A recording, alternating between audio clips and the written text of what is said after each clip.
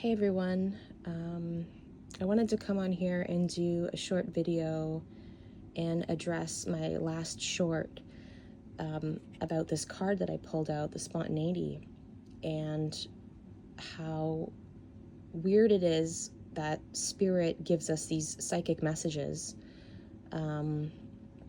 unbeknownst to me at the time.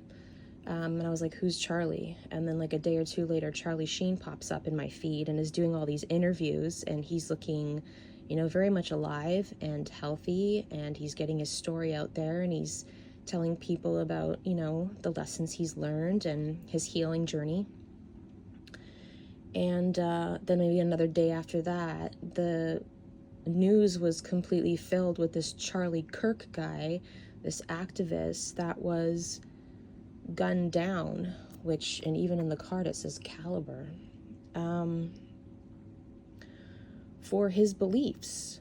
And I thought it was interesting, with life and death and who gets to live and who gets to die, and how God has a plan for us all. And you may believe in God, you may not. You might believe in a chaos theory. It doesn't really matter. The point is, some guy projected his rage and his hatred and his jealousy to end a life for this other person's beliefs, and we should all be allowed to believe what we want to believe. And while it's really sad and upsetting and depressing, and there's a lot of anxiety going on in the world right now, that his death does not have to be in vain. He will be remembered in history as one of the many people that this sort of thing happens to all too often. And